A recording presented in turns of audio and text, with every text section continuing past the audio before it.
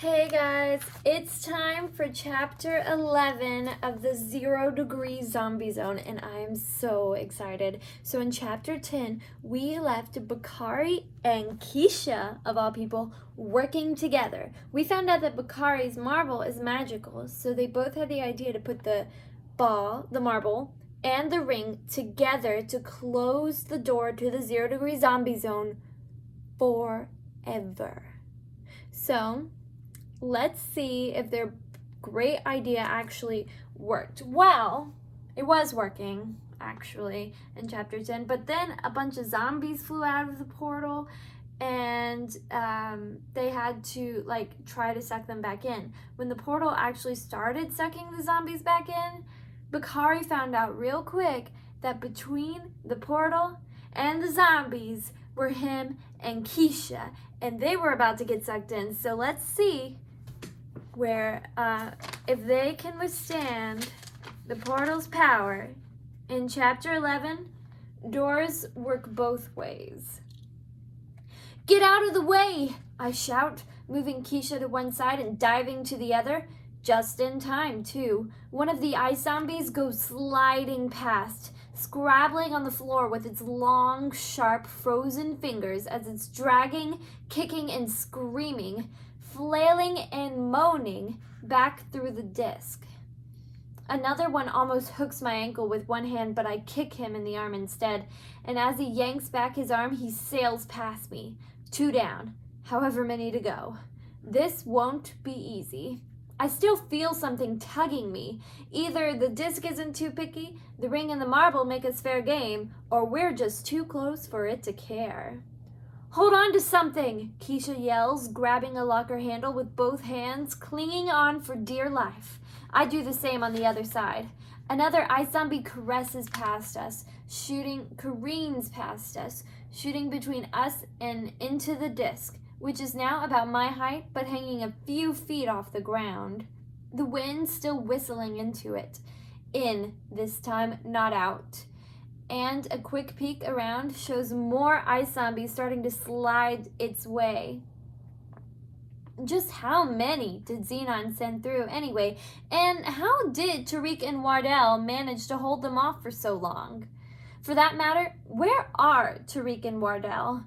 I don't see either of them. With my grip on the locker handle barely secure, I don't dare twist around too much. Another ice zombie zooms by, wailing, and disappears through the disc. Then another. Is it me, or are they picking up speed? Then I hear a squeak just below me. I glance down. My sneakers are starting to slide slowly across the floor towards the disc. I try dragging them back, but it's no good. The pull is stronger than I am. Soon my body's stretched out, hands still clutching the locker, feet straining towards the opening.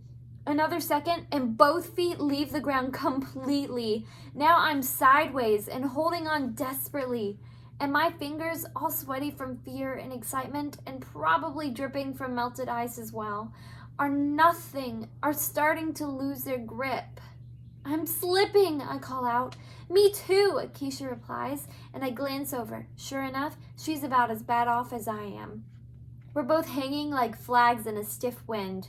The disc is down to the size of a hula hoop now, but that's still plenty big enough to swallow both of us whole. And with the key broken off, if we sail through that disc now, we'll be trapped in Xenon's 0 Degree Zombie Zone forever. Though I have a feeling Xenon wouldn't exactly let us alone for that long. I shift my grip, almost getting pulled loose in the process, but I managed to get a slightly better hold as a result. Phew. And then the last zombie zooms by and rams into me with its hard, icy shoulder. No! My shout emerges at the exact second my fingers are torn away from the locker by the impact. But there's nothing I can do. I scrape my fingers across the locker's door as I go sliding past it, but there's nothing else to grab onto. I am already too far away to try again. Across the hall, I hear an echoing scream and look up from my own predicament to see that Keisha's come loose too.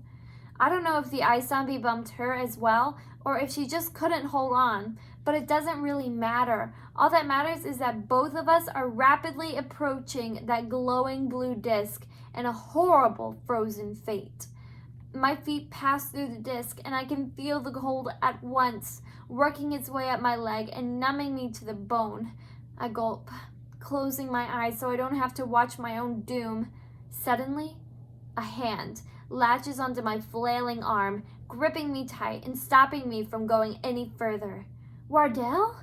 I glance up, expecting to see him. Instead, I see a winning smile combined with some kind of grimace. His concentration is complete as he hauls me back away from the disc by sheer strength. His other arm linked solidly through a rope that's tied around the nearby water fountain. Tariq! Keisha's scream cuts off, and I'm afraid to see her hurtling past me. There's no one left to save her since her cousin grabbed me instead. I risk a peek, and I see she's been caught too. Her rescuer is wrapped in the other end of the same rope with its cord stretched tight across his wide body. Wardell! Don't let go, Tariq warns me, shouting to be heard over the noise the disc is making. It's like the sound of water rushing down a drain, only 100 times louder. Don't worry, I won't, I reply. I catch Wardell's eye, and he grins at me. Keisha's holding tight to his arm, which is around her in a bear hug. His bulk is good for this. She's not going anywhere. The disc is down to the size of a large pizza. Now it's the size of a Frisbee. Now a DVD. Now a quarter. And then, pop! It's gone. My feet hit the ground again. The rushing sound has diminished with it, and now it fades to nothing, leaving the hall quiet and still. No cold, no heat, no wind, no ice zombies.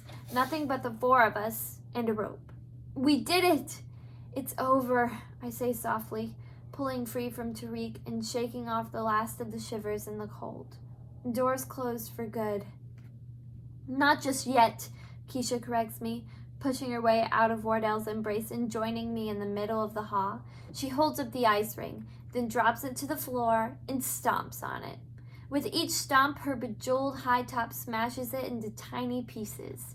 Each time, the remnants flicker and then melt, leaving only a few stray droplets here and there. Now it's over, she says, dusting off her hands. Didn't want anybody trying that key again. No, definitely not. I agree. I turn to Tariq. Thanks for the save, Tariq. No worries. We said we got this.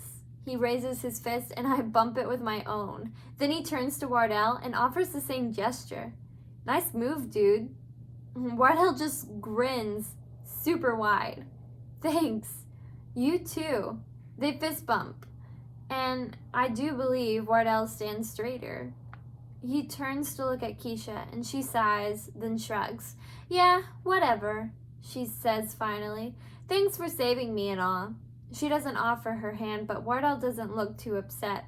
Honestly, a thank you from Keisha was probably a lot more than he or anyone was expecting. No problem, he says as casually as he can manage. He leans over and grabs his backpack from the floor. It looks like someone sprayed water on it. We should probably get back. Oh, right. Class, school, normal stuff. I almost forgot. I follow Wardell as he retraces our steps towards the library. Hey, where'd that rope come from? I ask as we walk. That was smart. Tying it around the water fountain? Wardell's idea, Tariq tells me, nodding at my friend. When the disc started pulling zombies back in, he figured you might need something to hold on to. We found it in the janitor's closet. Smart. I pat Wardell on the back. Knew you had my back, Wardell. Always, he replies. We get back to the library just as the bell rings. Maybe now everything can go back to normal. And that concludes chapter 11.